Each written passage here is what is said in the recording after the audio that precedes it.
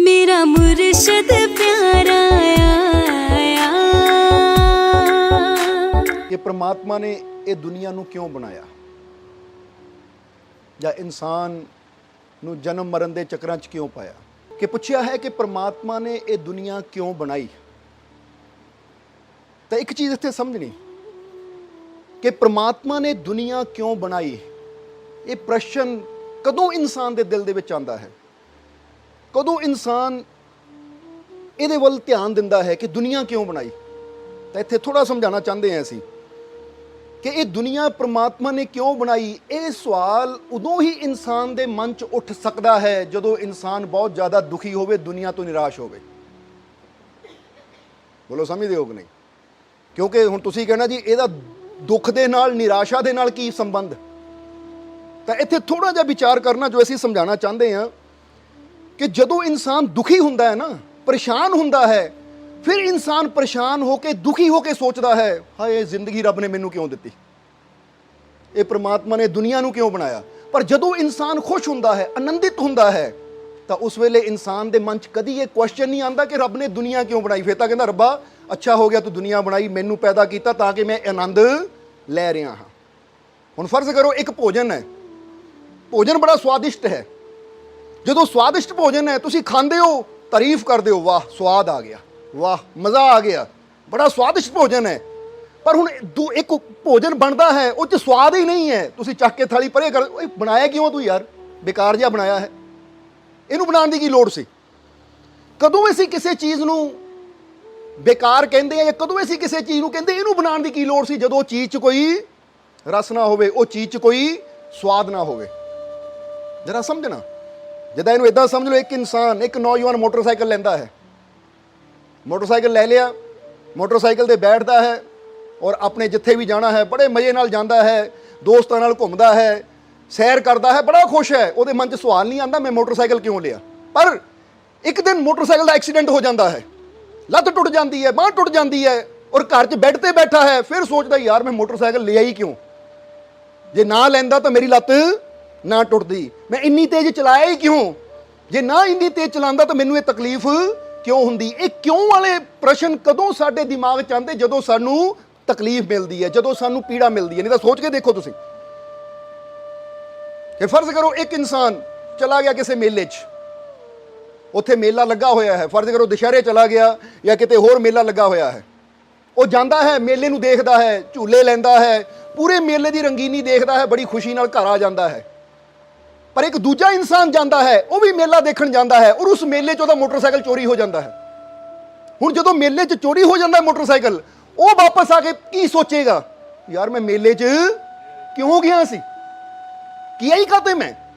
क्योंकि हमेशा क्यों दा सवाल, क्यों दा प्रश्न उदों ही इंसान दे अंदर आंदा है जदों इंसान नू ये जीवन दे विच आनंद नज़र नहीं आता, जदों ये जीवन दे विच खुशी नज़र नहीं आती, जदों ये जीवन दे विच छुपिया होया जो रस है, वो रस जदों इंसान नू नज़र नहीं आता, तो फिर इंसान दे अंदर सवाल आंदा कि ये क्यों बनाई। या इहनूं दूजे तरह समझ लीए कि तुसीं एक फिल्म देखण जांदे हो, वो फिल्म बहुत अच्छी है, बड़ी मनोरंजन नाल भरी हुई है, तुसीं उहनूं देखदे हो, तुसीं कहंदे बड़ा अच्छा हो गया, आ फिल्म मैं देखी, पैसा वसूल हो गया।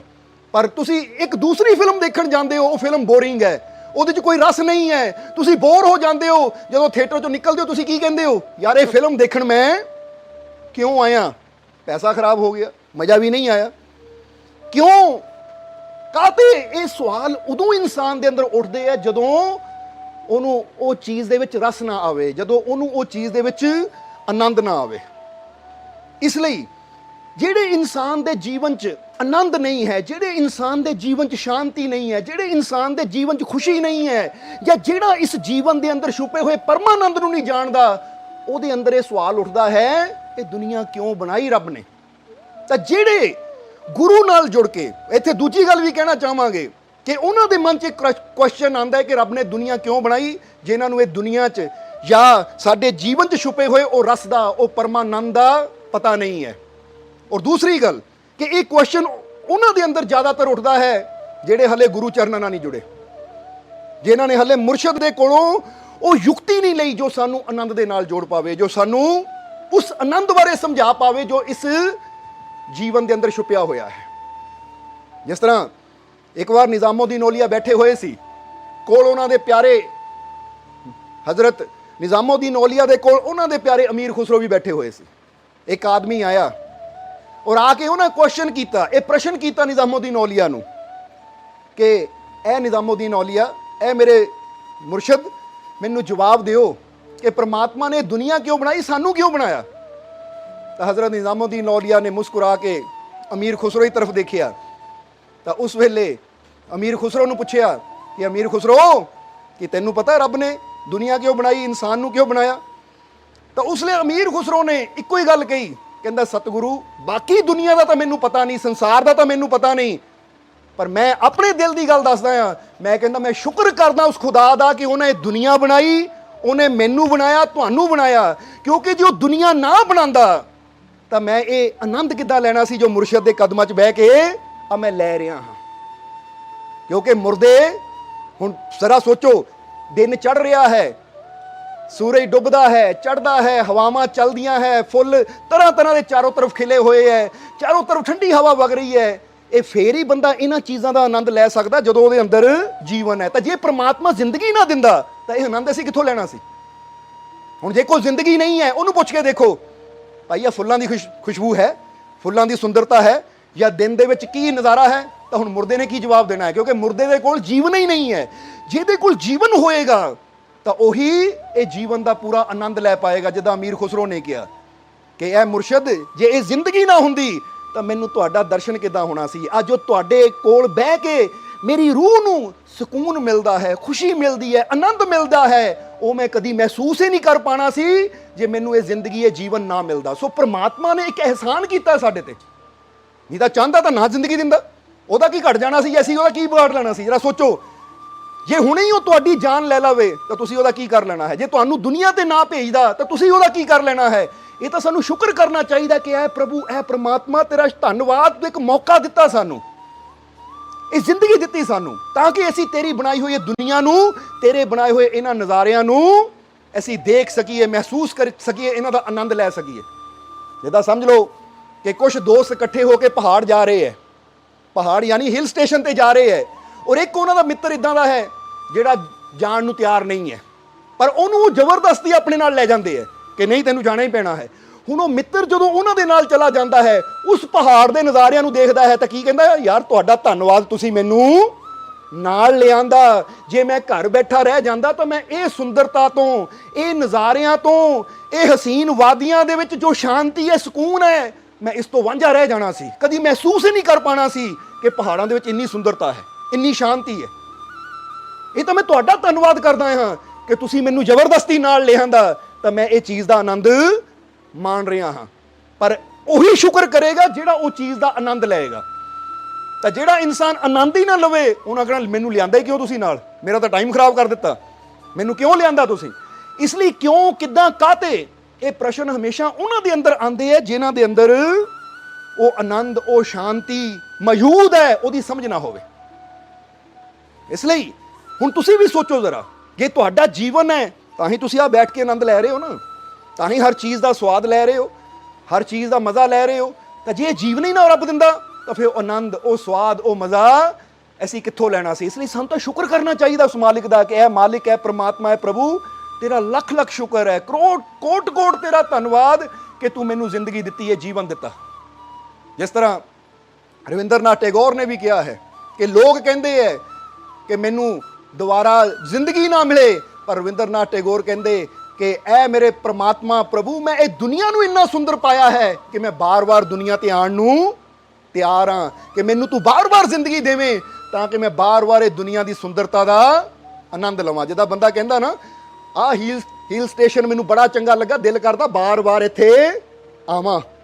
ਔਰ ਤੁਸੀਂ ਦੇਖੋਗੇ ਵੀ ਕਈ ਹੁੰਦੇ ਵੀ ਹੈ ਜਿਹੜੇ ਬਾਰ-ਬਾਰ ਹਰ ਸਾਲ ਉੱਥੇ ਘੁੰਮਣ ਜਾਂਦੇ। ਹੁਣ ਕੋਈ ਕੁੱਲੂ ਮਨਾਲੀ ਦੇਖੋ, ਹਰ ਸਾਲ ਘੁੰਮਦਾ ਹੈ, ਕਿਸੇ ਨੂੰ ਹੋਰ ਜਗ੍ਹਾ ਪਸੰਦ ਹੈ, ਉੱਥੇ ਹਰ ਸਾਲ ਜਾਂਦਾ ਹੈ ਕਿਉਂਕਿ ਉਹ ਕਹਿੰਦਾ ਮੈਨੂੰ ਇਹ ਜਗ੍ਹਾ ਪਸੰਦ ਹੈ। ਹੁਣ ਇਸੇ ਤਰ੍ਹਾਂ ਜਿਨ੍ਹਾਂ ਨੂੰ ਜੀਵਨ 'ਚ ਰਸ ਆਉਂਦਾ ਹੈ, ਜਿਨ੍ਹਾਂ ਨੂੰ ਜੀਵਨ 'ਚ ਸਵਾਦ ਆਉਂਦਾ ਹੈ, ਪਤਾ ਹੈ ਕਿ ਜੀਵਨ 'ਚ ਕੀ ਰਸ ਹੈ, ਕੀ ਆਨੰਦ ਹੈ, ਉਸ ਆਨੰਦ ਨੂੰ ਜਾਣਨ ਦੀ ਕਲਾ ਜਿਨ੍ਹਾਂ ਦੇ ਕੋਲ ਹੈ, ਉਸ ਆਨੰਦ ਨੂੰ ਸਮਝਣ ਦੀ ਕਲਾ ਜਿਨ੍ਹਾਂ ਕੋਲ ਹੈ, ਉਹ ਆਪਣੇ ਰੱਬ ਦਾ ਧੰਨਵਾਦ ਕਰਦੇ ਆ, ਉਹ ਆਪਣੇ ਰੱਬ ਦਾ ਸ਼ੁਕਰਾਨਾ ਕਰਦੇ ਆ ਕਿ ਸ਼ੁਕਰ ਹੈ ਮੇਰੇ ਮਾਲਿਕ ਤੂੰ ਇਹ ਜ਼ਿੰਦਗੀ ਦਿੱਤੀ। ਉਹ ਇਹ ਨਹੀਂ ਕਹਿੰਦੇ ਕਿਉਂ ਦਿੱਤਾ, ਕਿਉਂਕਿ ਕਿਉਂ ਦਾ ਮਤਲਬ ਹੀ ਉਦੋਂ ਆਉਂਦਾ ਜਦੋਂ ਬੰਦਾ ਦੁਖੀ ਹੋਵੇ। ਕਿਉਂ ਉਸੇ ਵੇਲੇ ਇਨਸਾਨ ਦੇ ਅੰਦਰ ਉੱਠਦਾ ਹੈ ਜਦੋਂ ਇਨਸਾਨ ਨੂੰ ਜਾਂ ਤਾਂ ਉਹ ਚੀਜ਼ ਦਾ ਮਤਲਬ ਪਤਾ ਨਹੀਂ ਹੈ ਜਾਂ ਉਹ ਚੀਜ਼ ਦੀ ਸਮਝ ਨਹੀਂ ਹੈ। ਇਸ ਤਰ੍ਹਾਂ ਸਮਝ ਲਓ ਤੁਸੀਂ ਕਿ ਤੁਸੀਂ ਬੱਚੇ ਨੂੰ ਕੋਈ ਐਸੀ ਚੀਜ਼ ਦੇ ਦਿਓ ਜਿਹਦੇ ਅੰਦਰ ਕੋਈ ਬਹੁਤ ਕੀਮਤੀ ਚੀਜ਼ ਛੁਪੀ ਹੋਈ ਹੈ, ਪਰ ਤੁਸੀਂ ਉਹਨੂੰ ਦੇ ਦਿਓ ਔਰ ਬੱਚੇ ਨੂੰ ਦੀ ਸਮਝ ਨਾ ਆਵੇ ਤਾਂ ਬੱਚੇ ਨੇ ਕਹਿਣਾ ਮਾਂ-ਬਾਪ ਨੇ ਦਿੱਤਾ ਹੀ ਕਿਉਂ ਮੈਨੂੰ, ਇਹ ਕਾਹਤੇ ਦਿੱਤਾ ਮੈਨੂੰ, ਹੈ ਕੀ ਇਹਦਾ ਮਤਲਬ ਕੀ ਦੇਣ ਦਾ। ਪਰ ਜਿਹੜੇ ਬੱਚੇ ਨੂੰ ਸਮਝ ਹੋਏਗੀ ਉਹਨੂੰ ਖੋਲੇਗਾ ਔਰ ਉਹਦੇ ਅੰਦਰ ਛੁਪੇ ਹੋਏ ਉਸ ਅਨਮੋਲ ਗਿਫਟ ਤੱਕ ਪਹੁੰਚ ਜਾਏਗਾ ਜੋ ਮਾਂ-ਬਾਪ ਨੇ ਉਹਦੇ ਅੰਦਰ ਰੱਖਿਆ ਹੋਇਆ। ਫਿਰ ਉਹਨਾਂ ਕਹਿਣਾ ਚੰਗਾ ਹੋਇਆ ਮਾਂ-ਬਾਪ ਨੇ ਮੈਨੂੰ ਇਹ ਚੀਜ਼ ਦਿੱਤੀ, ਇਹਦੇ ਅੰਦਰ ਤਾਂ ਬੜੀ ਕੀਮਤੀ ਚੀਜ਼ ਸੀ। ਸਮਝਦੇ ਹੋ ਕਿ ਨਹੀਂ? ਕਿਉਂਕਿ ਜਿਹਨੂੰ ਅੰਦਰ ਦਾ ਪਤਾ ਹੈ, ਇਸ ਲਈ ਜੇ ਜੀਵਨ ਨੂੰ ਬਾਹਰੋਂ ਦੇਖਾਂਗੇ ਤਾਂ ਬਾਹਰੋਂ ਦੇਖ ਕੇ ਸਾਨੂੰ ਉਹ ਸਮਝ ਨਹੀਂ ਆ ਸਕਦੀ ਜੋ ਅਸੀਂ ਅੰਦਰ ਜਾ ਕੇ ਗੁਰੂ ਦੇ ਦਰਸਾਏ ਹੋਏ, ਆਪਣੇ ਮੁਰਸ਼ਿਦ ਦੇ ਦਰਸਾਏ ਹੋਏ ਮਾਰਗ ਤੇ ਚੱਲ ਕੇ ਜਦੋਂ ਅੰਦਰ ਦੀ ਗਹਿਰਾਈ ਤੱਕ ਜਾਵਾਂਗੇ ਤਾਂ ਫਿਰ ਪਤਾ ਲੱਗੇਗਾ ਕਿ ਜੀਵਨ ਦੇ ਵਿੱਚ ਕੀ ਆਨੰਦ ਹੈ, ਕੀ ਸ਼ਾਂਤੀ ਹੈ, ਕੀ ਸਕੂਨ ਹੈ। ਇਸ ਲਈ ਜਿਸ ਤਰ੍ਹਾਂ ਇੱਥੇ ਦੱਸਿਆ ਕਿ ਅਮੀਰ ਖੁਸਰੋ ਨੇ ਕਿਹਾ, ਮੈਂ ਤਾਂ ਧੰਨਵਾਦ ਕਰਦਾ ਉਸ ਖੁਦਾ ਦਾ, ਸ਼ੁਕਰਾਨਾ ਕਰਦਾ ਹੈ ਕਿ ਇਹ ਮੁਰਸ਼ਿਦ ਉਸਨੇ ਮੈਨੂੰ ਜ਼ਿੰਦਗੀ ਦਿੱਤੀ, ਜੀਵਨ ਦਿੱਤਾ, ਕਿਉਂਕਿ ਜੇ ਉਹ ਜ਼ਿੰਦਗੀ ਨਾ ਦਿੰਦਾ ਤਾਂ ਮੈਂ ਤੁਹਾਡਾ, ਇਹ ਤੁਹਾਡੇ ਵਚਨਾਂ ਦਾ, ਇਹ ਤੁਹਾਡੇ ਕੋਲ ਬੈਠਣ ਦਾ ਇਹ ਆਨੰਦ ਕਿੱਥੋਂ ਲੈਣਾ ਸੀ। ਇਸ ਲਈ ਜਿਹੜੀ ਚੀਜ਼ ਇਨਸਾਨ ਨੂੰ ਖੁਸ਼ੀ ਦਿੰਦੀ ਹੈ ਉਹਦੇ ਬਾਰੇ ਕਦੀ ਇਨਸਾਨ ਕੁਐਸਚਨ ਨਹੀਂ ਕਰਦਾ, ਕਿਉਂ ਬਣੀ, ਕਾਹਤੇ ਬਣੀ, ਕਿੱਦਾਂ ਬਣੀ। ਬੋਲੋ ਸਮਝਦੇ ਹੋ ਕਿ ਨਹੀਂ? ਜਿਹੜੀ ਚੀਜ਼ ਇਨਸਾਨ ਨੂੰ ਠੋਕਰ ਲਾਵੇ, ਜਿੱਦਾਂ ਫਰਜ਼ ਕਰੋ ਤੁਸੀਂ ਤੁਰੇ ਜਾਂਦੇ ਹੋ, ਇੱਕ ਪੱਥਰ ਰਸਤੇ 'ਚ ਹੈ, ਤੁਹਾਨੂੰ ਪੈਰ ਨੂੰ ਠੋਕਰ ਲੱਗ ਗਈ, ਤੁਸੀਂ ਕਹਿੰਦੇ ਪੱਥਰ ਇੱਥੇ ਕਿਉਂ ਰੱਖਿਆ ਹੈ, ਕਾਹਤੇ ਰੱਖਿਆ ਹੈ। ਹੁਣ ਉਦੋਂ ਹੀ ਪੱਥਰ ਕਿਉਂ ਰੱਖਿਆ, ਕਾਹਤੇ ਰੱਖਿਆ ਤੁਹਾਡੇ ਦਿਮਾਗ 'ਚ ਆਏਗਾ ਜਦੋਂ ਉਹਨਾਂ ਠੋਕਰ ਲੱਗੇਗੀ। ਨਹੀਂ ਤਾਂ ਉਦਾਂ 1000 ਵਾਰ ਤੁਸੀਂ ਕੋਲ ਦੀ ਲੰਘ ਜਾਓ, ਕਦੀ ਤੁਹਾਡੇ ਦਿਮਾਗ 'ਚ ਇਹ ਕੁਐਸਚਨ ਨਹੀਂ ਆਣਾ ਕਿਉਂ ਰੱਖਿਆ, ਕਾਹਤੇ ਰੱਖਿਆ। ਇਸ ਲਈ ਕਿਉਂ, ਕਿੱਦਾਂ, ਕਾਹਤੇ, ਇਹ ਸਾਡੀ ਅੰਦਰਲੀ ਮਾਨਸਿਕ ਦਸ਼ਾ ਨੂੰ ਦਰਸਾਉਂਦਾ ਹੈ ਕਿ ਹਾਲੇ ਅਸੀਂ ਜੀਵਨ 'ਚ ਛੁਪੇ ਹੋਏ ਉਸ ਆਨੰਦ ਨੂੰ ਨਹੀਂ ਜਾਣਿਆ, ਜੀਵਨ 'ਚ ਛੁਪੀ ਹੋਈ ਉਸ ਸ਼ਾਂਤੀ ਨੂੰ ਨਹੀਂ ਜਾਣਿਆ ਜੋ ਉਸ ਪਰਮਾਤਮਾ, ਉਸ ਪ੍ਰਭੂ ਨੇ ਇਹਦੇ ਅੰਦਰ ਰੱਖੀ ਹੋਈ ਹੈ। ਬੋਲੋ ਸਮਝਦੇ ਹੋ ਕਿ ਨਹੀਂ? ਜਿਸ ਤਰ੍ਹਾਂ ਇੱਕ ਵਾਰ ਇੱਕ ਸੂਫੀ ਫਕੀਰ ਸੀ, ਉਹਨਾਂ ਕੋਲ ਇੱਕ ਨੌਜਵਾਨ ਗਿਆ, ਤਾਂ ਜਾ ਕੇ ਉਸਨੇ ਫਕੀਰਾਂ ਨੂੰ ਪੁੱਛਿਆ ਕਿ ਮਹਾਰਾਜ ਉਹ ਖੁਦਾ, ਉਹ ਪਰਮਾਤਮਾ, ਉਹ ਪ੍ਰਭੂ ਕਿੱਥੇ ਹੈ, ਉਹ ਖੁਦਾ, ਉਹ ਪਰਮਾਤਮਾ ਕਿੱਥੇ ਹੈ, ਉਹ ਪਰਮਾਨੰਦ ਕਿੱਥੇ ਹੈ। ਤਾਂ ਸੂਫੀ ਫਕੀਰ ਕੁਛ ਨਹੀਂ ਬੋਲੇ। ਉਹਨਾਂ ਨੇ ਕੀ ਕੀਤਾ, ਇੱਕ ਬੀਜ, ਇੱਕ ਫਲਦਾਰ ਪੇੜ ਦਾ ਬੀਜ ਸੀ, ਉਹਨਾਂ ਨੇ ਚੱਕ ਕੇ ਉਹਦੇ ਹੱਥੇ ਰੱਖਤਾ, ਕਹਿੰਦੇ ਲੈ ਇਹ ਬੀਜ ਲੈ ਜਾ, ਸਾਰੇ ਜਵਾਬ ਇਹਦੇ ਅੰਦਰ ਛੁਪੇ ਹੋਏ ਹੈ। ਕਿਉਂਕਿ ਉਹ ਫਕੀਰ ਜ਼ਿਆਦਾ ਬੋਲਦੇ ਨਹੀਂ ਸੀ, ਬਸ ਬੀਜ ਉਹਦੇ ਹੱਥੇ ਰੱਖਿਆ ਕਿ ਸਾਰੇ ਜਵਾਬ ਇਹਦੇ ਅੰਦਰ ਛੁਪੇ ਹੋਏ ਹੈ। ਉਹ ਬੀਜ ਨੂੰ ਲੈ ਕੇ ਤੁਰ ਪਿਆ ਔਰ ਮਨ 'ਚ ਸੋਚਣ ਲੱਗਾ ਫਕੀਰਾਂ ਨੇ ਮੈਨੂੰ ਬੀਜ ਕਿਉਂ ਦਿੱਤਾ, ਦੇਣ ਦਾ ਕਾਰਨ ਕੀ ਹੈ। ਮੈਂ ਪੁੱਛਿਆ ਪਰਮਾਨੰਦ ਕਿੱਥੇ ਹੈ, ਪਰਮਾਤਮਾ ਕਿੱਥੇ ਹੈ, ਉਹ ਕਹਿੰਦੇ ਇਹ ਬੀਜ ਲੈ ਜਾ, ਸਾਰੇ ਜਵਾਬ ਇਹਦੇ ਅੰਦਰ ਛੁਪੇ ਹੋਏ ਹੈ। ਇਹ ਬੀਜ ਦੇਣ ਦਾ ਮਤਲਬ ਕੀ, ਕਿਉਂ ਦਿੱਤਾ ਮੈਨੂੰ। ਇਹਨਾਂ ਸੋਚਾਂ 'ਚ ਘਰ ਤੁਰ ਪਿਆ, ਘਰ ਜਾ ਕੇ ਬੈਠਾ ਬੀਜ ਨੂੰ ਦੇਖੀ ਜਾਵੇ ਕਿ ਇਹਦੇ 'ਚ ਮੇਰੇ ਸਵਾਲਾਂ ਦਾ ਜਵਾਬ ਕਿੱਥੇ ਹੈ। ਬੜਾ ਪਰੇਸ਼ਾਨ ਹੋਇਆ। ਆਖਿਰ ਇੱਕ ਦਿਨ ਉਹਦਾ ਇੱਕ ਦੋਸਤ ਆਇਆ ਉਹਨੂੰ ਮਿਲਣ। ਜਦੋਂ ਦੋਸਤ ਆਇਆ ਤਾਂ ਦੋਸਤ ਨੇ ਦੇਖਿਆ ਕਿ ਉਹ ਬੜਾ ਪਰੇਸ਼ਾਨ ਹੈ। ਉਹਨਾਂ ਪੁੱਛਿਆ ਭਾਈ ਤੂੰ ਪਰੇਸ਼ਾਨ ਕਿਉਂ ਹੈ। ਤਾਂ ਉਹਨਾਂ ਸਾਰੀ ਗੱਲ ਦੱਸੀ ਕਿ ਇਦਾਂ ਮੈਂ ਆਨੰਦ ਬਾਰੇ, ਪਰਮਾਤਮਾ ਬਾਰੇ ਜਾਣਨ ਵਾਸਤੇ ਫਕੀਰਾਂ ਕੋਲ ਗਿਆ ਸੀ, ਤਾਂ ਉਹਨਾਂ ਨੇ ਮੈਨੂੰ ਇੱਕ ਬੀਜ ਦੇ ਦਿੱਤਾ ਔਰ ਕਹਿੰਦੇ ਲੈ ਸਾਰੇ ਜਵਾਬ ਇਹਦੇ ਅੰਦਰ ਛੁਪੇ ਹੋਏ ਹੈ। ਕਹਿੰਦਾ ਮੈਨੂੰ ਨਹੀਂ ਸਮਝ ਆਉਂਦੀ ਬੀਜ ਕਿਉਂ ਦਿੱਤਾ। ਉਹ ਜਿਹੜਾ ਦੋਸਤ ਸੀ ਉਹ ਵੀ ਫਕੀਰਾਂ ਦੀ ਸੰਗਤ ਕਰਨ ਵਾਲਾ ਸੀ, ਸਮਝਦਾਰ ਸੀ। ਉਹ ਹੱਸਿਆ, ਉਹ ਕਹਿੰਦੇ ਵਾਕਈ ਉਹ ਕਾਮਿਲ ਫਕੀਰ ਹੈ, ਉਹਨਾਂ ਨੇ ਸਾਰੇ ਜਵਾਬ ਦੇ ਦਿੱਤੇ। ਪਰ ਇਹ ਜਵਾਬ ਬੀਜ ਨੂੰ ਦੇਖ ਕੇ ਨਹੀਂ ਮਿਲਣਾ। ਜੇ ਬੀਜ ਨੂੰ ਦੇਖੀ ਜਾਏਗਾ ਤਾਂ ਇੱਕੋ ਹੀ ਸਵਾਲ ਰਹੇਗਾ, ਕਿਉਂ, ਕਾਹਤੇ, ਕਿੱਦਾਂ, ਕਿਉਂ ਦਿੱਤਾ ਮੈਨੂੰ, ਕਾਹਤੇ ਦਿੱਤਾ ਮੈਨੂੰ। ਪਰ ਅਗਰ ਜਵਾਬ ਚਾਹੀਦੇ ਹੈ ਤਾਂ ਇਹ ਬੀਜ ਨੂੰ ਦੇਖ ਕੇ ਨਹੀਂ, ਇਸ ਬੀਜ ਤੇ ਮਿਹਨਤ ਕਰਕੇ ਮਿਲਣੀ ਹੈ। ਉਹ ਕਹਿੰਦਾ ਕੀ ਮਤਲਬ। ਉਹ ਕਹਿੰਦੇ ਮਤਲਬ ਸਮਝ, ਤੂੰ ਪੁੱਛਿਆ ਫਕੀਰਾਂ ਨੂੰ ਖੁਦਾ ਕਿੱਥੇ ਹੈ, ਆਨੰਦ ਕਿੱਥੇ ਹੈ, ਉਹਨਾਂ ਨੇ ਤੈਨੂੰ ਬੀਜ ਕਿਉਂ ਦਿੱਤਾ। ਉਹ ਕਹਿੰਦੇ ਸਾਰੇ ਜਵਾਬ ਇਹਦੇ ਅੰਦਰ ਹੈ। ਉਹ ਇਸ ਲਈ ਉਹਨਾਂ ਨੇ ਬੀਜ ਦਿੱਤਾ ਕਿ ਜਿਸ ਤਰ੍ਹਾਂ ਇਹ ਛੋਟਾ ਜਿਹਾ ਬੀਜ ਹੈ, ਬ੍ਰਿਕਸ਼ ਇਹਦੇ ਅੰਦਰ ਹੈ, ਫਲ ਇਹਦੇ ਅੰਦਰ ਹੈ, ਫੁੱਲ ਇਹਦੇ ਅੰਦਰ ਹੈ, ਪੱਤੇ ਇਹਦੇ ਅੰਦਰ ਹੈ, ਟਹਿਣੀਆਂ ਇਹਦੇ ਅੰਦਰ ਹੈ, ਸਭ ਕੁਝ ਇਸ ਛੋਟੇ ਜਿਹੇ ਬੀਜ ਅੰਦਰ ਹੈ। ਕਹਿੰਦੇ ਇਹੀ ਉਹਨਾਂ ਨੇ ਤੈਨੂੰ ਜਵਾਬ ਦਿੱਤਾ। ਪੁੱਛਿਆ ਪਰਮਾਤਮਾ ਕਿੱਥੇ, ਆਨੰਦ ਕਿੱਥੇ ਹੈ, ਤਾਂ ਉਹਨਾਂ ਨੇ ਜਵਾਬ ਦਿੱਤਾ ਇਹ ਬੀਜ ਦੇ ਕੇ ਕਿ ਜਿੱਦਾਂ ਬੀਜ ਦੇ ਅੰਦਰ ਹੀ ਬ੍ਰਿਕਸ਼, ਫਲ, ਫੁੱਲ ਸਭ ਕੁਝ ਹੈ। ਮਿਹਨਤ ਕਰਨੀ ਪੈਂਦੀ ਹੈ ਕਿ ਉਹ ਬੀਜ ਨੂੰ ਬੀਜਾਂਗੇ, ਉਹ ਚੋਂ ਪੌਦਾ ਨਿਕਲੇਗਾ ਤਾਂ ਪੱਤੇ, ਫਲ, ਫੁੱਲ ਸਭ ਕੁਝ ਸਾਨੂੰ ਮਿਲੇਗਾ। ਇਸੇ ਤਰ੍ਹਾਂ ਉਹਨਾਂ ਨੇ ਇਸ਼ਾਰਾ ਕੀਤਾ ਕਿ ਪ੍ਰਮਾਤਮਾ, ਉਹ ਪਰਮਾਨੰਦ ਤੇਰੇ ਇਹ ਜੀਵਨ ਰੂਪੀ ਬੀਜ ਅੰਦਰ ਹੈ। ਬੀਜ ਤੇ ਮਿਹਨਤ ਕਰੇਗਾ, ਬ੍ਰਿਕਸ਼ ਪ੍ਰਗਟ ਹੋਏਗਾ। ਆਪਣੇ ਆਪ ਤੇ ਮਿਹਨਤ ਕਰੇਗਾ ਤਾਂ ਅੰਦਰੋਂ ਪਰਮਾਨੰਦ ਪਰਮਾਤਮਾ ਪ੍ਰਗਟ ਹੋਏਗਾ। ਇਹ ਜਵਾਬ ਸੀ ਫਕੀਰਾਂ ਦਾ। ਫਿਰ ਉਹਨੂੰ ਸਮਝ ਆਈ ਉਹ ਕਹਿੰਦਾ ਅੱਛਾ ਹੋਇਆ ਤੂੰ ਮੈਨੂੰ ਸਮਝਾ ਦਿੱਤਾ, ਨਹੀਂ ਤਾਂ ਮੈਂ ਤਾਂ ਇਹੀ ਸੋਚੀ ਜਾਣਾ ਸੀ ਕਿਉਂ ਦਿੱਤਾ ਬੀਜ, ਕਾਹਤੇ ਦਿੱਤਾ ਬੀਜ। ਇਸੇ ਤਰ੍ਹਾਂ ਇਨਸਾਨ ਵੀ ਪੁੱਛਦਾ ਦੁਨੀਆ ਕਿਉਂ ਬਣਾਈ, ਇਨਸਾਨ ਨੂੰ ਕਿਉਂ ਬਣਾਇਆ। ਤਾਂ ਜ਼ਰਾ ਸਮਝਣਾ, ਦੁਨੀਆ ਕਿਉਂ ਬਣਾਈ, ਇਨਸਾਨ ਨੂੰ ਕਿਉਂ ਬਣਾਇਆ। ਇਹ ਉਦੋਂ ਤੱਕ ਹੀ ਕੁਐਸਚਨ ਰਹਿਣਗੇ ਜਦ ਤੱਕ ਅਸੀਂ ਉਲਝਣ ਵਿੱਚ ਹਾਂ, ਜਦ ਤੱਕ ਅਸੀਂ ਦੁਖੀ ਹਾਂ, ਜਦ ਤੱਕ ਅਸੀਂ ਪਰੇਸ਼ਾਨ ਹਾਂ। ਜਿਸ ਵੇਲੇ ਅਸੀਂ ਆਨੰਦ ਨੂੰ ਜਾਣ ਲਿਆ ਤਾਂ ਅਸੀਂ ਕਹਿਣਾ ਸ਼ੁਕਰ ਹੈ ਪ੍ਰਮਾਤਮਾ ਤੂੰ ਇਹ ਦੁਨੀਆ ਬਣਾਈ, ਤੂੰ ਮੈਨੂੰ ਬਣਾਇਆ। ਜੇ ਨਾ ਬਣਾਉਂਦਾ ਤਾਂ ਮੈਂ ਇਸ ਆਨੰਦ ਨੂੰ ਕਦੀ ਜਾਣ ਹੀ ਨਹੀਂ ਪਾਣਾ ਸੀ, ਇਸ ਆਨੰਦ ਨੂੰ ਮੈਂ ਕਦੀ ਸਮਝ ਹੀ ਨਹੀਂ ਪਾਣਾ ਸੀ। ਇਹ ਤਾਂ ਤੇਰਾ ਧੰਨਵਾਦ, ਤੂੰ ਮੈਨੂੰ ਜ਼ਿੰਦਗੀ ਦਿੱਤੀ, ਇਹ ਦੁਨੀਆ ਬਣਾਈ, ਤਾਂ ਹੀ ਤਾਂ ਮੈਂ ਆਨੰਦ ਲੈ ਰਿਹਾ ਹਾਂ। ਕਿਉਂਕਿ ਇੱਕ ਗੱਲ ਯਾਦ ਰੱਖੋ ਕਿ ਜਿਹੜਾ ਦਿਨ, ਜਿਹੜੀ ਘੜੀ, ਜਿਹੜਾ ਪਲ ਸਾਡਾ ਖੁਸ਼ੀ ਨਾਲ ਆਨੰਦ ਨਾਲ ਗੁਜ਼ਰੇ, ਉਹਦੇ ਪ੍ਰਤੀ ਅਸੀਂ ਕਦੀ ਕੁਐਸਚਨ ਨਹੀਂ ਕਰਦੇ ਕਿਉਂ ਕਿਦਾਂ। ਅਸੀਂ ਕਹਿੰਦੇ ਧੰਨਵਾਦ ਇਹ ਖੁਸ਼ੀਆਂ ਦੇਣ ਲਈ। ਜੇ ਕਿਸੇ ਦੀ ਮੌਤ ਹੋ ਜਾਵੇ ਜਾਂ ਸਾਡੇ ਸੱਟ ਚੋਟ ਲਫੇ ਪਕਦੇ, ਰੱਬਾ ਮੇਰੇ ਨਾਲ ਇਦਾਂ ਕਿਉਂ ਕੀਤੀ। ਕਿਉਂ ਉਦੋਂ ਆਉਂਦਾ ਜਦੋਂ ਬੰਦਾ ਦੁਖੀ ਹੁੰਦਾ ਹੈ। ਜਾਂ ਸੋਚ ਕੇ ਦੇਖੋ ਤੁਸੀਂ ਕਿਉਂ ਕਦੋਂ ਕਹਿਣਾ ਹੈ, ਜਦੋਂ ਤੁਸੀਂ ਦੁਖੀ ਹੁੰਦੇ ਹੋ, ਜਦੋਂ ਤੁਸੀਂ ਪਰੇਸ਼ਾਨ ਹੁੰਦੇ ਹੋ। ਕਿਸੇ ਦੀ ਮੌਤ ਹੋ ਜਾਵੇ, ਰੱਬਾ ਮੇਰੇ ਨਾਲ ਇਦਾਂ ਕਿਉਂ ਕੀਤਾ। ਸਾਡਾ ਕੋਈ ਘਾਟਾ ਪੈ ਗਿਆ ਪੈਸੇ ਵਿੱਚ, ਜਾਂ ਸਾਡੀ ਕੋਈ ਚੀਜ਼ ਚੋਰੀ ਹੋ ਗਈ, ਹਾਏ ਮੇਰੇ ਨਾਲ ਇਦਾਂ ਕਿਉਂ ਹੋਇਆ। ਇਹ ਕਿਉਂ ਲਫ਼ਜ਼ ਆਂਦਾ ਹੀ ਉਦੋਂ ਹੈ ਜੀਵਨ 'ਚ ਜਦੋਂ ਇਨਸਾਨ ਪਰੇਸ਼ਾਨੀ ਨਾਲ ਘਿਰਦਾ ਹੈ। ਤਾਂ ਜਦੋਂ ਇਨਸਾਨ ਹਰ ਚੀਜ਼ ਵਿੱਚ ਆਨੰਦ ਨੂੰ ਮਹਿਸੂਸ ਕਰਦਾ ਹੈ, ਹਰ ਪਲ ਇਨਸਾਨ ਖੁਸ਼ ਹੁੰਦਾ ਹੈ, ਤਾਂ ਫਿਰ ਬੰਦਾ ਕਿਉਂ ਨਹੀਂ ਕਹਿੰਦਾ। ਹੁਣ ਜਰਾ ਸੋਚੋ ਤੁਸੀਂ ਕਿ ਜਦੋਂ ਤੁਹਾਡੇ ਜੀਵਨ 'ਚ ਖੁਸ਼ੀਆਂ ਆਉਂਦੀਆਂ ਹੈ, ਉਦੋਂ ਤੁਸੀਂ ਕਹਿੰਦੇ ਹੋ ਰੱਬਾ ਮੈਨੂੰ ਖੁਸ਼ੀਆਂ ਕਿਉਂ ਦਿੱਤੀਆਂ।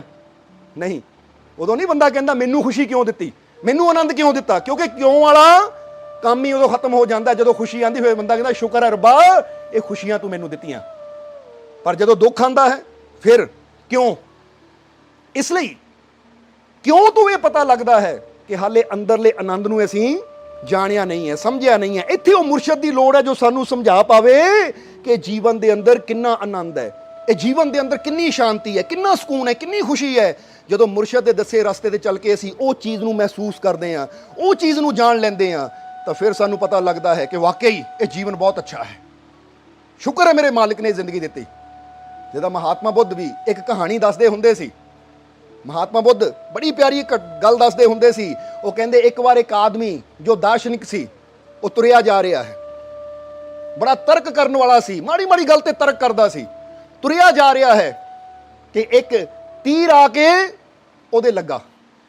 ਜਦੋਂ ਤੀਰ ਲੱਗਾ ਉਹਦੇ ਤਾਂ ਲਹੂ ਨਿਕਲਣ ਲੱਗ ਗਿਆ, ਜ਼ਮੀਨ ਤੇ ਗਿਰਿਆ, ਤੜਫਣ ਲੱਗ ਗਿਆ। ਲੋਕ ਇਕੱਠੇ ਹੋ ਗਏ, ਲੋਕ ਆ ਕੇ ਕਹਿਣ ਲੱਗੇ ਉਸ ਨੂੰ ਕਿ ਲਿਆਓ ਅਸੀਂ ਤੀਰ ਨੂੰ ਕੱਢ ਦਈਏ, ਤੁਹਾਨੂੰ ਬਚਾ ਲਈਏ। ਤਾਂ ਉਹ ਦਾਰਸ਼ਨਿਕ ਕਹਿਣ ਲੱਗਾ ਨਹੀਂ, ਤੀਰ ਨੂੰ ਹੱਥ ਨਾ ਲਾਇਓ, ਪਹਿਲਾਂ ਮੈਨੂੰ ਇਹ ਪਤਾ ਕਰਨ ਦਿਓ ਕਿ ਤੀਰ ਮਾਰਿਆ ਕਿਹਨਾਂ ਹੈ, ਆਇਆ ਕਿੱਥੋਂ ਹੈ, ਮਾਰਨ ਵਾਲਾ ਕੌਣ ਹੈ। ਇਹ ਮਾਰਨ ਵਾਲਾ ਮੇਰਾ ਸ਼ਤਰੂ ਹੈ, ਮੈਨੂੰ ਜਾਣਦਾ ਹੈ ਜਾਂ ਮੈਨੂੰ ਨਹੀਂ ਜਾਣਦਾ। ਇਹ ਤੀਰ ਨੂੰ ਕਿਤੇ ਜ਼ਹਿਰ ਤਾਂ ਨਹੀਂ ਲੱਗਾ। ਪਹਿਲਾਂ ਮੇਰੇ ਸਵਾਲਾਂ ਦਾ ਜਵਾਬ ਮੈਨੂੰ ਚਾਹੀਦਾ ਹੈ, ਫਿਰ ਤੀਰ ਉਸ ਤੋਂ ਬਾਅਦ ਕੱਢਾਂਗੇ, ਉਸ ਤੋਂ ਬਾਅਦ ਇਲਾਜ ਕਰਾਂਗੇ। ਹੁਣ ਜ਼ਰਾ ਸੋਚੋ, ਇਹ ਸਮਝਦਾਰੀ ਹੈ।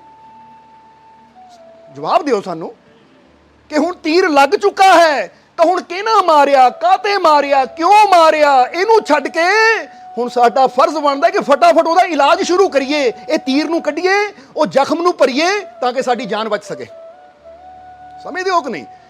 ਹੁਣ ਜੇ ਅਸੀਂ ਇਹਨਾਂ ਚੀਜ਼ਾਂ 'ਚ ਉਲਝੇ ਰਹੇ, ਤੀਰ ਕਿਹਨਾਂ ਮਾਰਿਆ, ਕਿਉਂ ਮਾਰਿਆ, ਕਾਹਤੇ ਮਾਰਿਆ, ਮਾਰਨ ਵਾਲਾ ਕੌਣ ਹੈ, ਤਾਂ ਫਿਰ ਤਾਂ ਇਹ ਸਵਾਲ ਕਰਦੇ ਕਰਦੇ ਸਮਾਂ ਹੱਥੋਂ ਨਿਕਲ ਜਾਏਗਾ, ਸਾਹ ਬੰਦ ਹੋ ਜਾਣਗੇ, ਬੰਦੇ ਨੇ ਮਰ ਜਾਣਾ ਹੈ।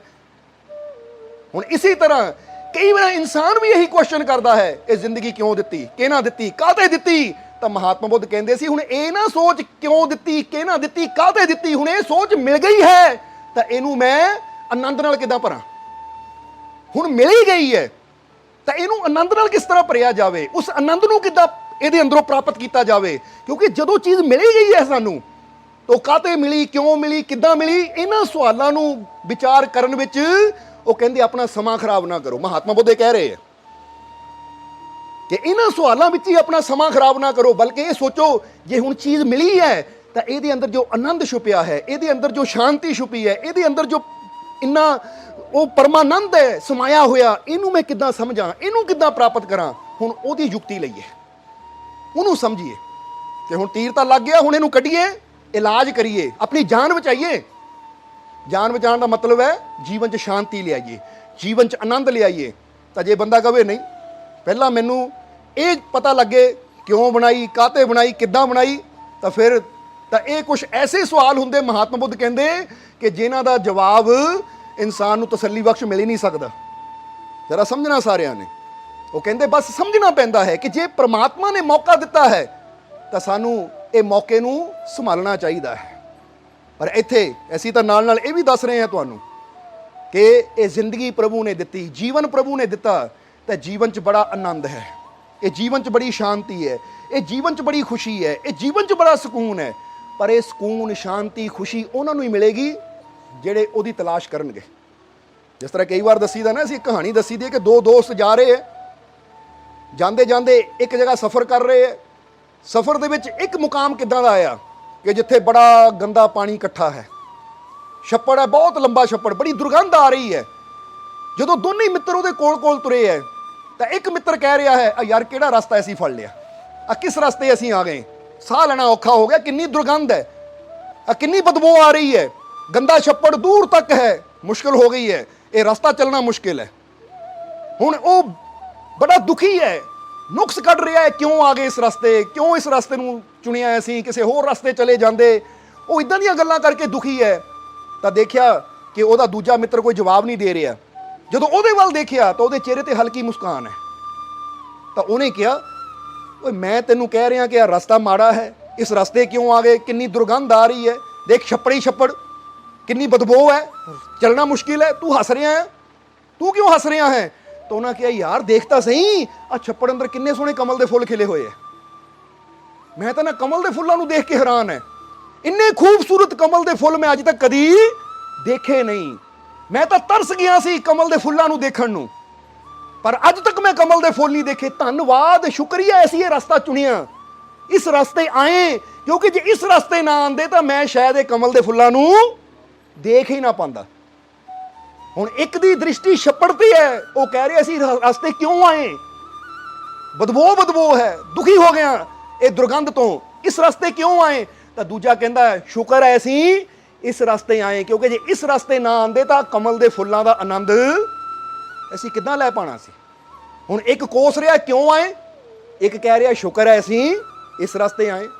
ਇਹੀ ਸਾਡਾ ਜੀਵਨ ਹੈ, ਇਹੀ ਸਾਡੀ ਜ਼ਿੰਦਗੀ ਹੈ। ਕੋਈ ਕਹਿੰਦਾ ਜ਼ਿੰਦਗੀ ਕਿਉਂ ਮਿਲੀ, ਤਾਂ ਇੱਕ ਕਹਿੰਦਾ ਹੈ ਸ਼ੁਕਰ ਹੈ ਜ਼ਿੰਦਗੀ ਮੈਨੂੰ ਮਿਲੀ। ਕਿਉਂਕਿ ਜਿਹਦਾ ਧਿਆਨ ਦੁੱਖਾਂ ਵੱਲ ਹੈ, ਛੱਪੜ ਵੱਲ ਹੈ, ਗੰਦਗੀ ਵੱਲ ਹੈ, ਉਹ ਤਾਂ ਹਮੇਸ਼ਾ ਕੋਸੇਗਾ। ਕਿਉਂ, ਤਾਂ ਜਿਹਦਾ ਧਿਆਨ ਉਹ ਕਮਲ ਰੂਪੀ ਪਰਮਾਤਮਾ ਦੇ ਪਰਮਾਨੰਦ ਦੀ ਤਰਫ ਹੈ, ਜਿਹਦਾ ਧਿਆਨ ਅਛਾਈ ਦੀ ਤਰਫ ਹੈ, ਪ੍ਰਭੂ ਦੀ ਤਰਫ ਹੈ, ਜਿਹਨੂੰ ਪਤਾ ਜੀਵਨ ਚ ਆਨੰਦ ਹੈ, ਉਹ ਕਹੇਗਾ ਸ਼ੁਕਰ ਹੈ, ਸ਼ੁਕਰ ਹੈ। ਜੇ ਇਹ ਜੀਵਨ ਰੂਪੀ ਮਾਰਗ ਤੇ ਨਾ ਆਂਦੇ ਤਾਂ ਇਹ ਆਨੰਦ ਦੇ ਕਮਲ ਸਾਨੂੰ ਕਦੀ ਮਿਲਣੇ ਹੀ ਨਹੀਂ ਸੀ, ਇਹ ਨਜ਼ਾਰਾ ਕਦੀ ਅਸੀਂ ਦੇਖ ਹੀ ਨਹੀਂ ਪਾਣਾ ਸੀ। ਇਹ ਤਾਂ ਧੰਨਵਾਦ ਕਿ ਸਾਨੂੰ ਇਹ ਜੀਵਨ ਦਾ ਮਾਰਗ ਮਿਲਿਆ, ਕਿ ਇਸ ਮਾਰਗ 'ਚ ਇੰਨੇ ਸੁੰਦਰ ਖੁਸ਼ੀਆਂ ਦੇ ਫੁੱਲ ਹੈ, ਆਨੰਦ ਦੇ ਫੁੱਲ ਹੈ। ਜੇ ਇਹ ਮਾਰਗ ਨਾ ਮਿਲਦਾ ਤਾਂ ਇਹਨੂੰ ਕਦੀ ਜਾਣ ਹੀ ਨਹੀਂ ਪਾਣਾ ਸੀ।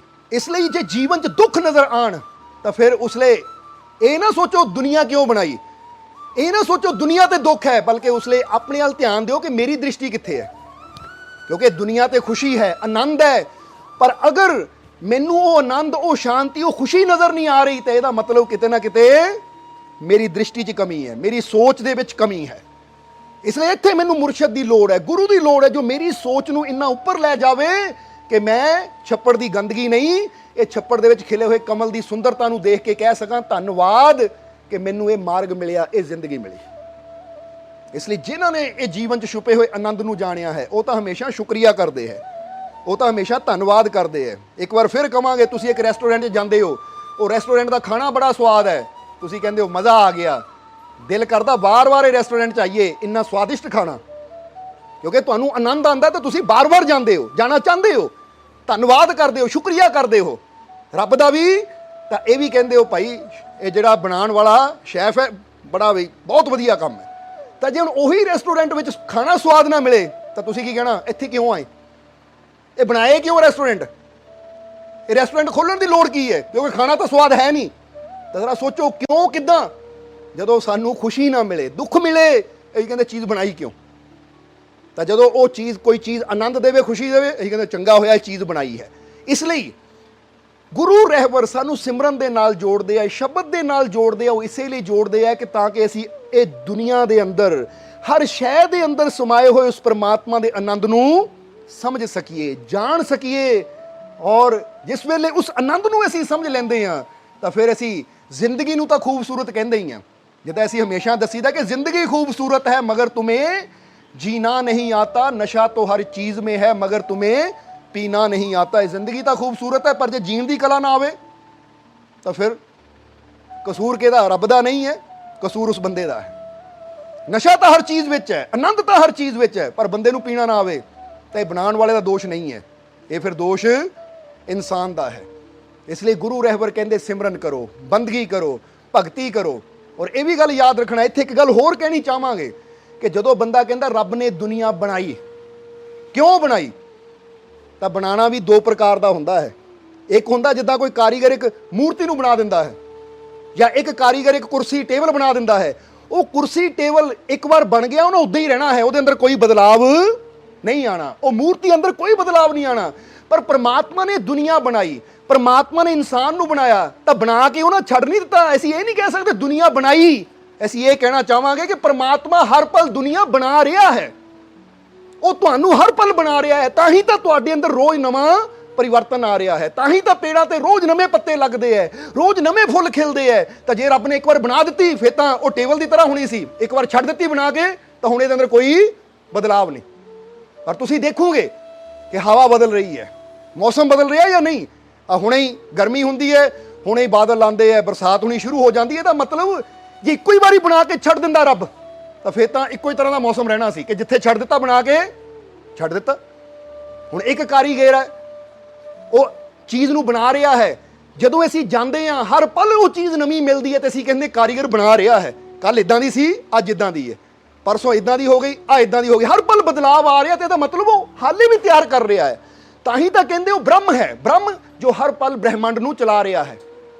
बनाने का मतलब नहीं बना के रख दी रब आप बह गया किते कुर्सी के एक पासे, तो फिर तो चीज़ अंदर बदलाव कदी आना नहीं सी। पर तुसीं अपने आप नूं देख लो, अज अपनी फोटो खिंच के तुसीं मोबाइल च रख लो, तो तुसीं साल बाद अपनी फोटो खिंचो और फिर उन्होंने दोनों फोटों को कंपेयर करो, तुहानू अपने फेस विच बदलाव नजर आएंगे। क्योंकि हर पल परमात्मा तुहानू भी बना रहा है, इस संसार नू बना रहा है, वो हर पल साडे अंदर कर्म कर रहा है। इसलिए परमात्मा नू असीं इदां कह सकते हैं जिद्दां एक हुंदा मूर्तिकार जो मूर्ति नू बनाता है और बना के घर चला जाता है। फिर मूर्ति पई है, उसदे अंदर कोई बदलाव नहीं आना, चाहे 100 साल रखो 200 साल रखो, ਉਹਦੇ अंदर कोई बदलाव नहीं आना कि यह मूर्ति जे 5 फुट 10 इंच की है तो कल नूं इन्हां 5 फुट 8 इंच की हो जाना है या 6 फुट की हो जाना, नहीं, उन्हें 19 रहना है। चाहे अज नाप लो चाहे नापो 100 साल बाद। एक बच्चे नूं तुसीं अज नापो फिर नापो उन्होंने साल बाद 1.5 साल बाद ਉਹਦੇ अंदर बदलाव आ रहा है। ਇਹਦਾ मतलब परमात्मा ने बना के छड़ नहीं दिता, वो हर पल अंदर काम कर रहा है। समझते हो कि नहीं? इसलिए परमात्मा ने इसी मूर्तिकार की तरह ना देखिए, परमात्मा नूं देखिए एक नर्तक की तरह। इसलिए तो किते ना किते जे शिव जी नूं नटराज कहा गया है तो वो बड़ी गहरी गल है। वो कहते परमात्मा भी नटराज है, नटराज वो नृत्य करता है। क्योंकि नृत्य का मतलब की है कि जो बंदा नच रहा है तो वह आप है, तो वह नाच है, जिद्दां ही वो आप रुकिया नाच भी रुक गया। एक नृत्य तो नृत्यकार नूं जुदा नहीं किया जा सकता, एक पेंटर तो उसकी पेंटिंग जुदा की जा सकती है, एक मूर्तिकार तो उसकी मूर्ति जुदा की जा सकती है, पर एक नचण वाले तो उसका नाच ऐसी जुदा नहीं कर सकते। क्योंकि नचण वाला है, नचण वाला चल रहा तो नाच चल रहा है, नचण वाला रुक गया तो नाच रुक गया। इसी तरह तुसी चल रहे हो, संसार चल रहा है तो मतलब कुदरत वो परमात्मा चल रहा है, नच रहा है, ताही तो सब कुछ चल रहा है। जे वो रुक गया वो बह गया तो फिर तो सब कुछ ही खत्म। समझ रहे हो कि नहीं साडी गल? इसलिए परमात्मा ने दुनिया जो बनाई की गल आती है फिर तो बंदा सोचता बना के बह गया रब एक पासे, वो तो हुण भी तुहानू बना रहा है, हुण भी तुहाडे अंदर चला रहा है, तुहानू ये तुहाडे श्वासां नू चला रहा है। नहीं तो जो सोचो जो तुसीं सौ जाते हो तुहानू पता भी नहीं है, तुहाडे श्वास फिर भी चल रहे हैं। तुहाडे शरीर के अंदर बदलाव आ रहा है, ये पेड़ां पौधों के अंदर बदलाव आ रहा है, ये सूरज चंद सितारे अंदर बदलाव आ रहा है। हर चीज़ अपनी मूवमेंट बदल रही है कि नहीं? ये कहते हैं ना धरती भी चक्कर लगा रही है, चंद्रमा भी चक्कर लगा रहे हैं, सारे ग्रह चक्कर लगा रहे हैं। और इत्थे तक कहा जाता है कि जिहड़ी आकाश गंगा अंदर सूरज है, साढ़े सारे ग्रह, ये आकाश गंगा भी चक्कर लगा रही है, एक जगह खड़ी नहीं है। अज विज्ञान ये चीज़ को साबित कर चुका है कि हर चीज़ मूवमेंट हो रही है। इसलिए वो परमात्मा ताही तो ऐसी एक गल कही दी है कि दिल जिससे जिंदा है वो तमन्ना तुम ही तो हो, हम जिसमें बस रहे हैं वो दुनिया तुम ही तो हो। कि जिस असीं वस रहे हो दुनिया तू ही तो है, ऐसी तेनू दुनिया तो जुदा अपने तो जुदा कर ही नहीं सकते। बाकी रही गल कि सारिਆਂ ਨੂੰ ਉੱਥੇ ਇੱਕੋ ही जगह जाना है, ਤਾਂ ਰੱਬ ਨੇ ਬੰਦੇ ਨੂੰ ਕਿਉਂ ਬਣਾਇਆ? ਤੇ ਇਹ ਤਾਂ ਗੱਲ ਗੁਰੂ ਰਹਿਬਰ ਸਾਫ਼ ਲਫ਼ਜ਼ਾਂ 'ਚ ਕਹਿ ਗਏ ਹੈ। ਉਹ ਕਹਿੰਦੇ ਐ ਇਨਸਾਨ, ਜੈਸੀ ਤੂੰ ਕਰਨੀ ਹੈ, ਜੈਸਾ ਤੂੰ ਕਰਮ ਕਰਨਾ ਹੈ, ਉਹ ਕਰਮ ਦੇ ਹਿਸਾਬ ਨਾਲ ਤੈਨੂੰ ਅਗਲੀ ਯੂਨੀ ਮਿਲਣੀ ਹੈ। ਸ਼੍ਰੀ ਕ੍ਰਿਸ਼ਨ ਨੇ ਵੀ ਗੀਤਾ ਅੰਦਰ ਇਹੀ ਚੀਜ਼ ਸਮਝਾਈ ਹੈ, ਕਿਉਂਕਿ ਉਹਨਾਂ ਨੇ ਗੀਤਾ ਦੇ ਇੱਕ ਅਧਿਆਏ ਅੰਦਰ, ਜਿਹਦੇ ਅੰਦਰ ਤਿੰਨਾਂ ਗੁਣਾਂ ਬਾਰੇ ਦੱਸਿਆ ਹੈ ਕਿ ਤਮੋ ਗੁਣ, ਰਜੋ ਗੁਣ, ਸਤੋ ਗੁਣ, ਤਾਂ ਉੱਥੇ ਸ਼੍ਰੀ ਕ੍ਰਿਸ਼ਨ ਅਰਜੁਨ ਨੂੰ ਸਮਝਾਉਂਦੇ ਹੈ ਕਿ ਅਰਜੁਨ, ਇਨਸਾਨ ਅਗਲੀ ਯੂਨੀ 'ਚ ਆਪਣੇ ਗੁਣਾਂ ਦੇ ਪ੍ਰਭਾਵ ਨਾਲ ਜਾਂਦਾ ਹੈ, ਕਿ ਜਿਹੜੇ ਗੁਣ ਦੇ ਵਿੱਚ ਉਹ ਜਿਉਂਦਾ ਹੈ ਉਹੀ ਗੁਣ ਉਹਨੂੰ ਅਗਲੀ ਯੂਨੀ ਵਿੱਚ ਲੈ ਜਾਂਦਾ ਹੈ। ਸ਼੍ਰੀ ਕ੍ਰਿਸ਼ਨ ਦੀ ਗੀਤਾ 'ਚ ਤੁਸੀਂ ਪੜ੍ਹ ਸਕਦੇ ਹੋ। ਜਾਂ ਗੁਰੂਆਂ ਨੇ ਵੀ ਆਪਣੀ ਬਾਣੀ 'ਚ ਕਿਹਾ ਹੈ ਕਿ ਕਈ ਜਨਮ ਭੈ ਕੀਟ ਪਤੰਗਾ, ਕਈ ਜਨਮ ਗੱਜ ਮੀਨ ਪਰੰਗਾ। ਉਹ ਕਹਿੰਦੇ ਕਦੀ ਤੂੰ ਕੀਟ ਬਣਿਆ, ਕਦੀ ਗੱਜ ਬਣਿਆ, ਕਦੀ ਮੀਨ ਬਣਿਆ, ਕਦੀ ਕਿਸੇ ਯੂਨੀ 'ਚ, ਕਦੀ ਕਿਸੇ ਯੂਨੀ 'ਚ, ਫਿਰ ਜਾ ਕੇ ਤੈਨੂੰ ਮਨੁੱਖਾ ਦੇਹੀ ਮਿਲੀ, ਫਿਰ ਜਾ ਕੇ ਤੈਨੂੰ ਇਹ ਮਨੁੱਖਾ ਯਾਮਾ ਮਿਲਿਆ। ਤੋ ਸਮਝਣਾ ਜ਼ਰਾ ਸਾਰੇ ਜੀਵ, ਇੱਥੇ ਇਹੀ ਗੱਲ ਤਾਂ ਗੁਰੂ ਕਹਿੰਦੇ ਹੈ ਕਿ ਲੱਖ 84 ਜੂਨ ਸਵਾਈ, ਮਾਨਸ਼ ਕੋ ਪ੍ਰਭ ਦੀਏ ਵਡਿਆਈ, ਇਸ ਪੌੜੀ ਤੇ ਜੋ ਨਰ ਚੂਕੇ ਆਵੇ ਜਾਵੇ ਸੋ ਦੁੱਖ ਪਾਈ। ਇੱਥੇ ਗੁਰੂ ਕੀ ਸਮਝਾ ਰਹੇ ਕਿ ਜੇ ਇਸ ਪੌੜੀ ਨੂੰ ਤੂੰ ਚੂਕ ਗਿਆ ਤਾਂ ਫਿਰ ਤੂੰ ਇਹ ਨਾ ਸੋਚੀ ਕਿ ਮੈਂ ਇਸੇ ਪੌੜੇ ਤੇ ਖੜਾ ਰਹਿਣਾ ਹੈ, ਦੁਬਾਰਾ ਮਨੁੱਖ ਹੀ ਬਣਨਾ ਹੈ। ਉਹ ਕਹਿੰਦੇ ਫਿਰ ਤੂੰ ਗਿਰ ਗਿਆ ਤਾਂ ਫਿਰ ਆਵਾਗਮਨ ਦਾ ਚੱਕਰ ਸ਼ੁਰੂ ਹੋ ਜਾਣਾ ਹੈ, ਕਿਉਂਕਿ ਤੇਰੀ ਕਰਨੀ ਦੇ ਮੁਤਾਬਿਕ ਤੈਨੂੰ ਉਹ ਯੂਨ ਮਿਲਣੀ ਹੈ। ਇਹ ਗੁਰੂਆਂ ਦਾ ਫਰਮਾਨ ਹੈ, ਨਹੀਂ ਤਾਂ ਗੁਰਬਾਣੀ 'ਚ ਪੜ੍ਹ ਕੇ ਤੁਸੀਂ ਦੇਖ ਸਕਦੇ ਹੋ। ਸੋ ਇਸ ਲਈ ਇਨਸਾਨ ਆਪਣੀ ਕਰਨੀ ਦੇ ਹਿਸਾਬ ਨਾਲ ਅਗਰ ਅੱਛਾ ਕਰਦਾ ਹੈ, ਜਿਸ ਤਰ੍ਹਾਂ ਤੁਸੀਂ ਦੇਖਦੇ ਹੋ, ਜੇ ਤੁਸੀਂ ਸਮਝਦੇ ਹੋ ਇਸ ਚੀਜ਼ ਨੂੰ, ਤਾਂ ਤੁਸੀਂ ਥੋੜਾ ਜਿਹਾ ਇੱਥੇ ਵਿਚਾਰ ਕਰਨਾ ਕਿ ਜਿੱਦਾਂ ਅਦਾਲਤ ਵੀ ਦੇਖਦੀ ਹੈ ਕਿ ਬੰਦਾ ਕਿਹੜਾ ਜੁਰਮ ਕਰਦਾ ਹੈ ਤਾਂ ਉਹਦੇ ਹਿਸਾਬ ਨਾਲ ਹੀ ਉਹਨੂੰ ਸਜ਼ਾ ਸੁਣਾਉਂਦੀ ਹੈ। ਇਹ ਨਹੀਂ ਕਿਸੇ ਨੇ ਚੋਰੀ ਕੀਤੀ ਤਾਂ ਉਹਨੂੰ ਵੀ ਫਾਂਸੀ, ਤਾਂ ਕਿਸੇ ਨੇ ਕਤਲ ਕੀਤਾ ਉਹਨੂੰ ਵੀ ਫਾਂਸੀ, ਉਹਦੇ ਹਿਸਾਬ ਨਾਲ ਉਹਨੂੰ ਉਹ ਦਿੰਦੀ ਹੈ। ਔਰ ਇੱਥੇ ਸਜ਼ਾ ਦੇਣ ਵਾਲਾ ਕੋਈ ਪਰਮਾਤਮਾ ਨਹੀਂ ਹੈ, ਇਹ ਵੀ ਗੱਲ ਕਲੀਅਰ ਕਰ ਦਈਏ ਕਿ ਰੱਬ ਕੋਈ ਬੈਠਾ ਉੱਤੇ ਹਵਾਲਦਾਰ ਨਹੀਂ ਹੈ ਜਿਹੜਾ ਸਾਨੂੰ ਦੇਖ ਰਿਹਾ ਤਾਂ ਸਾਨੂੰ ਸਜ਼ਾ ਦੇਣੀ ਹੈ। ਜਦ ਵੀ ਇਨਸਾਨ ਸਜ਼ਾ ਪਾਉਂਦਾ ਹੈ ਤਾਂ ਆਪਣੀ ਕਰਨੀ ਨਾਲ ਪਾਉਂਦਾ ਹੈ। ਅੱਛੀ ਕਰਨੀ ਕਰਾਂਗੇ ਤਾਂ ਸਾਡੀ ਅੱਛੀ ਕਰਨੀ ਨੇ ਖੁਸ਼ੀਆਂ ਦੇਣੀਆਂ ਸਾਨੂੰ, ਬੁਰੀ ਕਰਨੀ ਕਰਾਂਗੇ ਤਾਂ ਸਾਡੀ ਬੁਰੀ ਕਰਨੀ ਨੇ ਸਾਨੂੰ ਤਕਲੀਫ ਦੇਣੀ ਹੈ, ਦੁੱਖ ਦੇਣਾ ਹੈ। ਇਹ ਗੱਲ ਹਮੇਸ਼ਾ ਯਾਦ ਰੱਖਿਓ, ਕਿਉਂਕਿ ਜਿੱਦਾਂ ਅਸੀਂ ਮਿਸਾਲ ਦੇਈਦੀ ਹੈ ਕਿ ਇੱਕ ਬਾਪ ਕਦੀ ਬੱਚੇ ਦਾ ਬੁਰਾ ਨਹੀਂ ਸੋਚਦਾ, ਇੱਕ ਬਾਪ ਕਦੀ ਬੱਚੇ ਨੂੰ ਤਕਲੀਫ ਨਹੀਂ ਦਿੰਦਾ, ਪਰ ਜੇ ਬੱਚਾ ਹੀ ਅੱਗ 'ਚ ਹੱਥ ਪਾ ਦੇਵੇ ਜਾਂ ਬੱਚਾ ਹੀ ਕੋਠੇ ਤੋਂ ਛਾਲ ਮਾਰ ਕੇ ਸੱਟ ਚੋਟ ਲਵਾਵੇ ਤਾਂ ਉਹ ਬਾਪ ਦਾ ਦੋਸ਼ ਨਹੀਂ ਹੈ, ਕਿਉਂਕਿ ਬਾਪ ਤਾਂ ਖੁਸ਼ੀ ਦੇ ਰਿਹਾ ਹੈ। ਹੁਣ ਜਿੱਦਾਂ ਬੱਚਾ ਪੁੱਛੇ, ਜੇ ਬੱਚੇ ਦੇ ਸੱਟ ਲੱਗ ਜਾਵੇ ਤਾਂ ਬੱਚਾ ਬਾਪ ਨੂੰ ਪੁੱਛੇ, ਤੁਸੀਂ ਮੈਨੂੰ ਪੈਦਾ ਕਿਉਂ ਕੀਤਾ, ਤੁਸੀਂ ਮੈਨੂੰ ਜਨਮ ਕਿਉਂ ਦਿੱਤਾ, ਮੇਰੇ ਆ ਸੱਟ ਲੱਗ ਗਈ, ਕਿਉਂ ਜਨਮ ਦਿੱਤਾ? ਤਾਂ ਬਾਪ ਨੇ ਕੀ ਜਵਾਬ ਦੇਣਾ? ਪੁੱਤ ਤੇਰੇ ਸੱਟ ਮੈਂ ਥੋੜੀ ਮਾਰੀ ਹੈ, ਮੈਂ ਤਾਂ ਤੈਨੂੰ ਪੈਦਾ ਕੀਤਾ ਤਾਂ ਕਿ ਤੈਨੂੰ ਹਰ ਖੁਸ਼ੀ ਦੇ ਸਕਾਂ, ਤਾਂ ਕਿ ਤੈਨੂੰ ਹਰ ਆਨੰਦ ਦੇ ਸਕਾਂ। ਪਰ ਜੇ ਬੇਟਾ ਤੂੰ ਹੀ ਉਲਟੀ ਸਿੱਧੀ ਚਾਲ ਚਲੇਗਾ, ਤੂੰ ਹੀ ਕੁਦਰਤ ਦੇ ਖਿਲਾਫ ਚਲੇਗਾ ਤਾਂ ਸੱਟ ਚੋਟ ਤੇਰੇ ਲੱਗਣੀ ਹੈ, ਤਾਂ ਫਿਰ ਉੱਥੇ ਮੈਂ ਕੀ ਕਰ ਸਕਦਾ?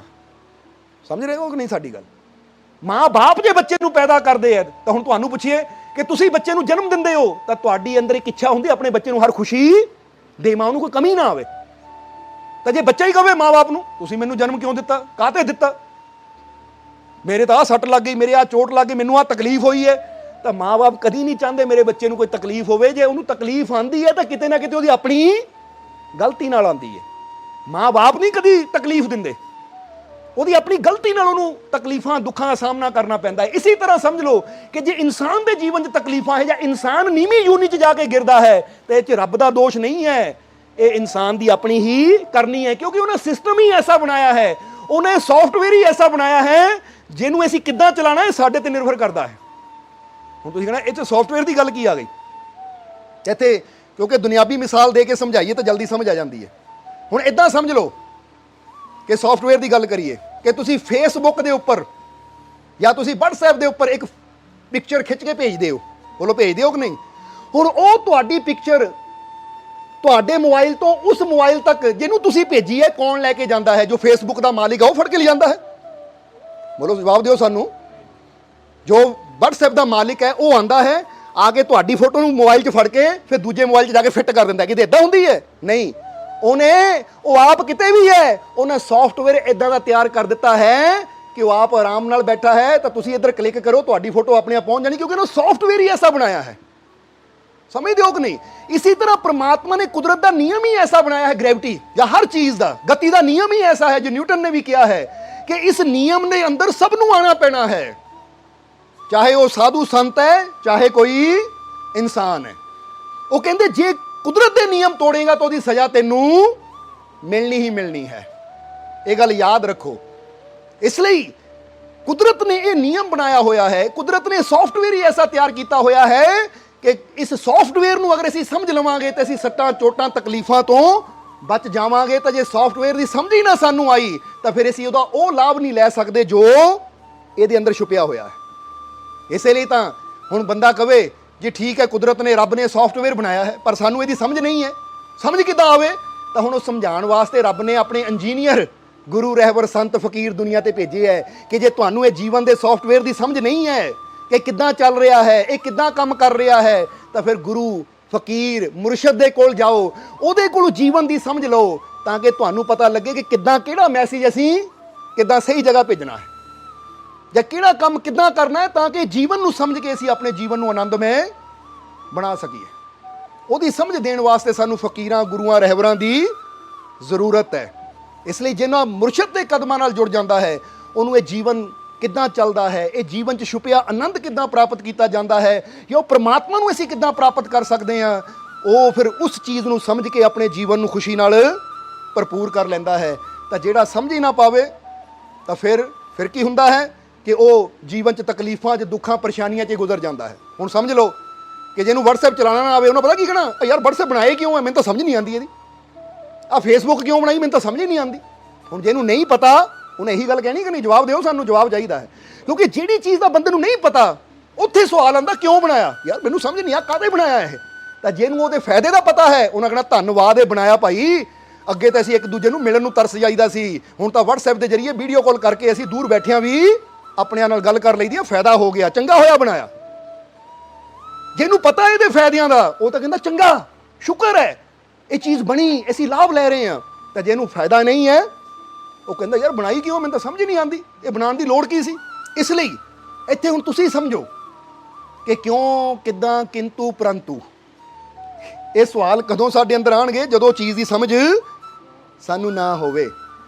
ਇੱਕ ਟੀਚਰ ਬੱਚਿਆਂ ਨੂੰ ਪੁੱਛਦਾ, ਬੱਚੋ ਸਵਾਲ ਦਾ ਜਵਾਬ ਦਿਓ, ਤਾਂ ਜਿਹੜੇ ਬੱਚੇ ਨੂੰ ਪਤਾ ਹੈ ਉਹਨਾਂ ਫਟਾਫਟ ਜਵਾਬ ਦੇ ਦੇਣਾ। ਜਿਹਨੂੰ ਨਹੀਂ ਪਤਾ, ਯਾਰ ਮਾਸਟਰ ਨੇ ਸਵਾਲ ਪੁੱਛਿਆ ਕਿਉਂ, ਕਾਹਤੇ ਪੁੱਛਿਆ ਹੈ, ਮੈਂ ਤਾਂ ਪਰੇਸ਼ਾਨ ਹੋ ਗਿਆ।